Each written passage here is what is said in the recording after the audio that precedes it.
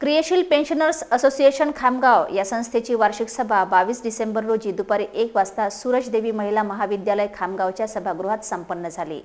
कार्यक्रमाच्या अध्यक्षस्थानी तुकाराम अर्जुन निखाडे हे होते, तर प्रमुख पाहुणे बबनराव शंकरराव इटे, गिरामन ब्राह्मणे, शंकरराव वानखडे तसेच सत्कारमूर्ती ज्येष्ठ पत्रकार मोहम्मद फारुक सर मंचावर विराजमान होते।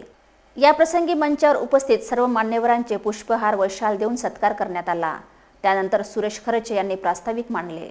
नंतर यावर्षी 2024 साली सत्कारमूर्ती पत्रकार मोहम्मद फारुक यांना यावर्षी सुमारे 7 संस्थांनी त्यांचा गौरव केलेला आहे।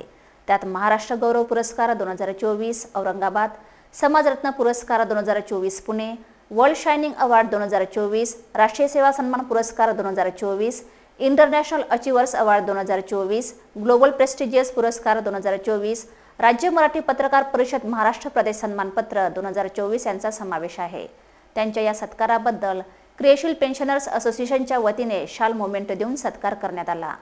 त्यानंतर 90 वर्ष व 75 वर्ष पूर्ण केलेल्या 25 सभासदांचे शाल गुलाब पुष्प देऊन सत्कार करण्यात आला। यामध्ये रामदासजी मसने, गजानन कानुनगो, डॉक्टर बडे, कमर अहमद खान, अशोक मुडे, मेश्राम साहेब सभासदांचा शाल, श्रीफळ व पुष्पहार देऊन यथोचित सत्कार करण्यात आला। या प्रसंगी मेश्राम साहेब यांनी संस्थेला 1000 रुपये तसेच वयाचे 75 वर्ष पूर्ण झाल्यावर अशोक मुडे यांनी 7500 रुपये देणगी दिली। त्यानंतर मंचावर विराजमान मान्यवरांनी आपले मनोगत व्यक्त केले। आपल्या अध्यक्षीय भाषणात निखाडे यांनी सांगितले की संस्थेच्या वतीने पेन्शनर्स असोसिएशनचे सभासदांचे अडकलेले काम पूर्ण करण्यात आले आहेत। सध्या अंदाजे 1000 आजीव सभासद आहेत। या सभेला मोठ्या संख्येने सभासद उपस्थित होते। संचालन सुरेश खरचे यांनी केले, तर आभार प्रदर्शन रवींद्र खरचे यांनी मानले।